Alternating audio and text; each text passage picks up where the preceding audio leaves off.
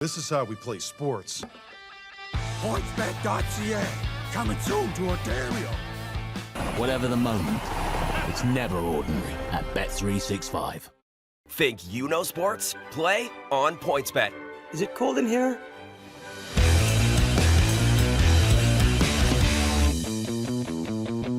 Gambling ads in Canada are completely out of control. Now, I can't speak for people who live outside of Ontario, but I'm just assuming that the situation is very similar.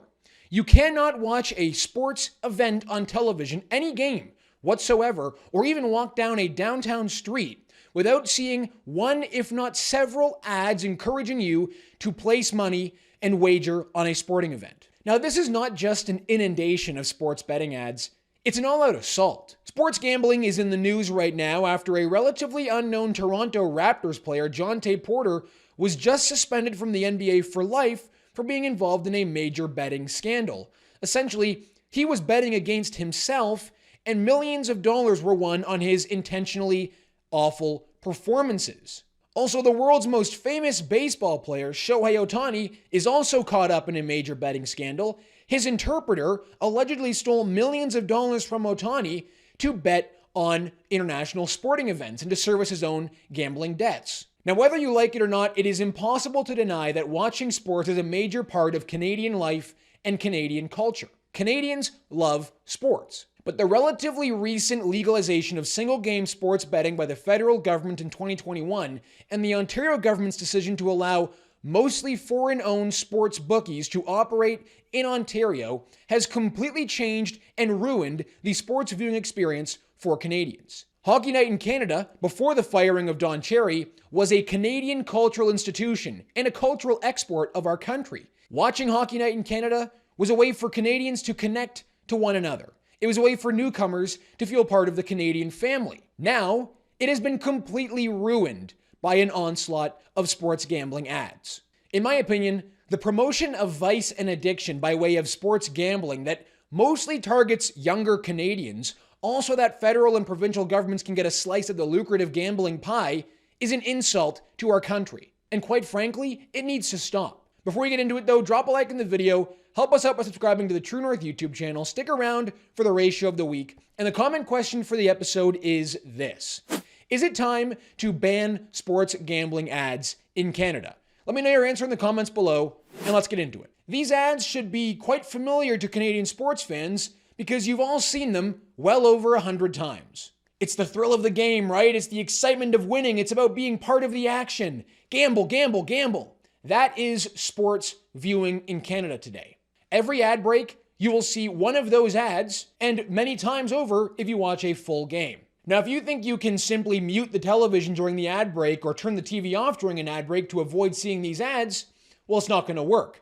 Because it's not just ad breaks where these gambling companies have managed to fit themselves into a broadcast. It's everywhere. Broadcasters like Sportsnet and TSN have branded in-game segments that encourage gambling. Now, if the hundreds of gambling ads during the ad breaks of a game weren't enough, and the in-game gambling branded segments by the broadcasters wasn't enough, well, you now have digital advertising boards in a hockey game, which of course will display gambling ads on the ice and on the boards. The problem, of course, goes much deeper than that. If you don't like sports, well, too bad. Because if you walk down, for example, Yonge and Dundas Square in Toronto, or I guess what are we calling it now, Sankofa Square, you will see gambling ads on the giant billboards. You will see gambling ads on billboards as you're driving into the city and on your way out of the city. You will see gambling ads on social media. You will see gambling ads on YouTube. You might even see a gambling ad on this video. Hey, you got any picks tonight? I'm really liking the odds on PointsBet. Oh yeah? What do you got? Taking the Raptors to cover the spread. Really? Okay, well, if you're right about that bet, I'll pose for an art.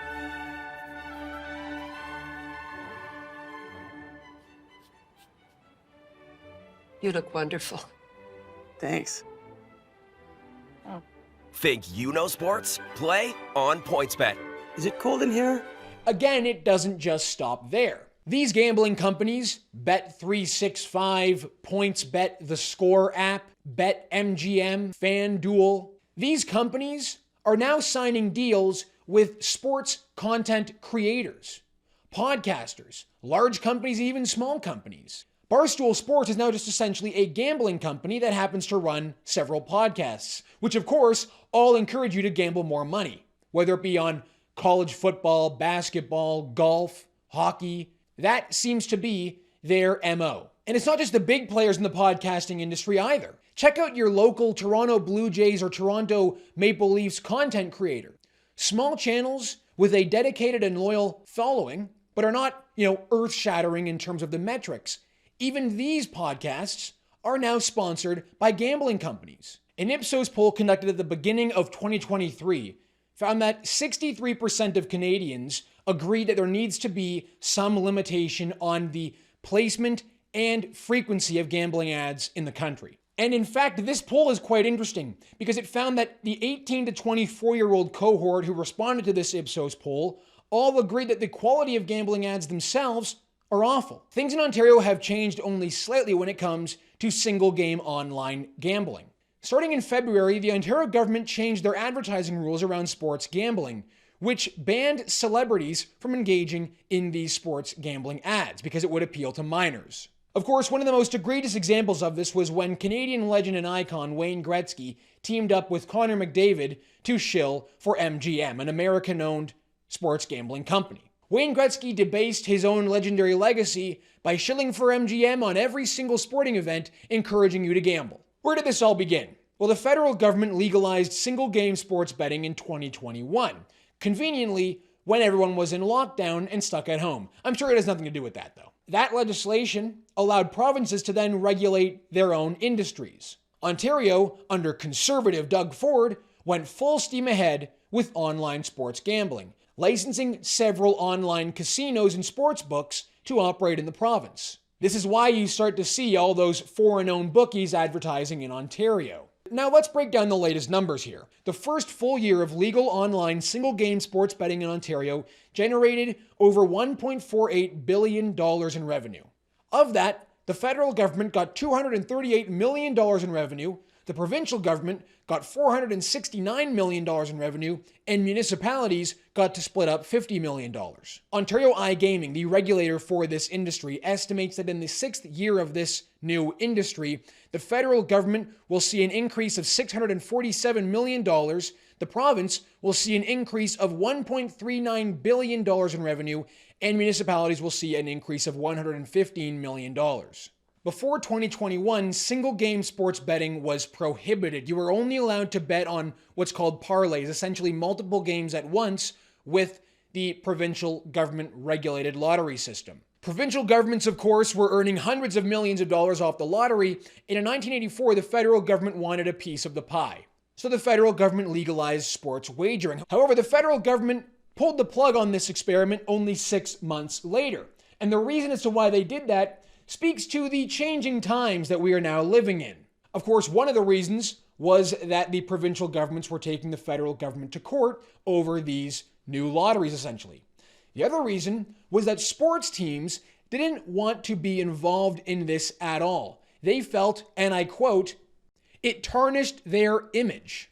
You see, it seems as though back then sports teams actually cared about this stuff. I think it's safe to say now sports teams couldn't care less about any of that.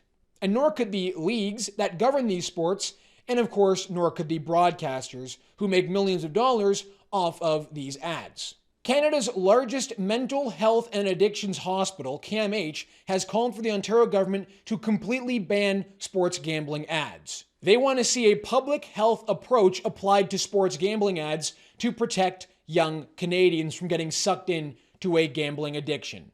With 32% of high school students in Ontario reporting gambling at least once in the past year, several of CAMH's recommendations focus on stronger protections for young people when it comes to advertising and promotion. Megha Vatsia, head of CAMH's Problem Gambling and Technology Use Treatment Service, says many minors are now seeking help for issues related to sports gambling.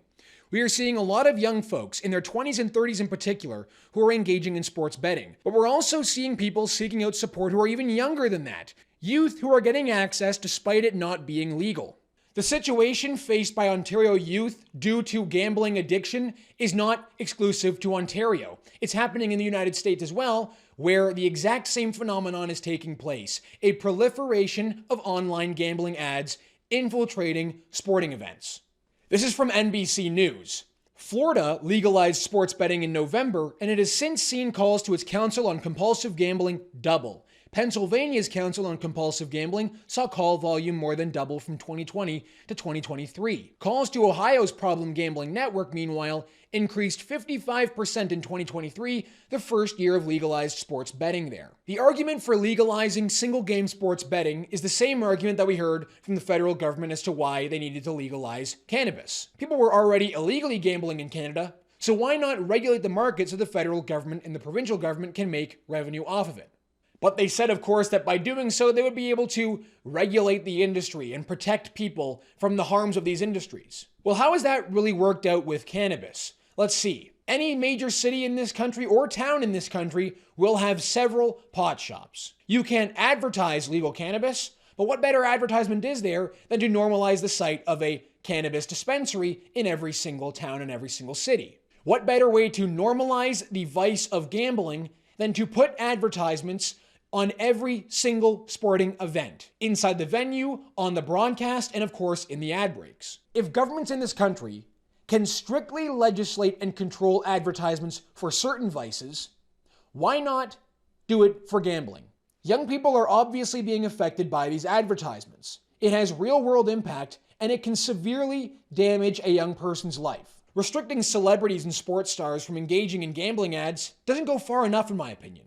And if online gambling is so profitable, and there is such a large demand for online single-game betting, why even advertise for it in the first place? People will find it, and people will get into it. To wrap it up, let me also ask this question, to the Ontario government in particular. What exactly is conservative about what you've done here with online sports gambling? Allowing private companies to promote gambling, vice, and addiction like this is not very conservative of you.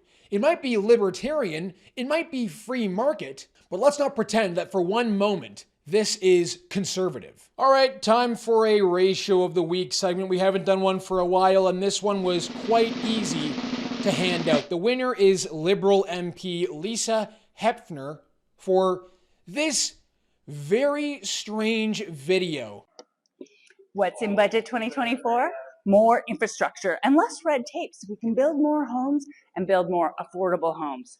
A national school food program, serious investments in youth mental health, and contraceptives covered by a national pharmacare plan.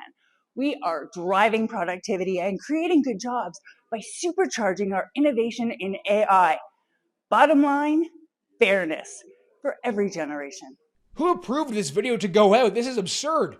What's with the crazy eyes? What's with the weird kind of staring and walking? And God, it's very strange and like the least relatable thing you could possibly produce. This is the wackiest thing I've ever seen, actually. Like, look at this. Look at this right here. What's going on here? Like, take it easy a little bit on the eyes there, lady. 1.7 thousand replies to only 75 likes. How many times did you practice that? Yeah, that's a good point. I wonder. I was scrolling and seeing this with the sound off, and it's actually a little scary. And here we go. Was this filmed for 22 minutes? Certainly looks that way, doesn't it? All right, everyone, that's going to do it for us this week on the show. Thank you so much for tuning in. My name is Harrison Faulkner, and this is Ratio.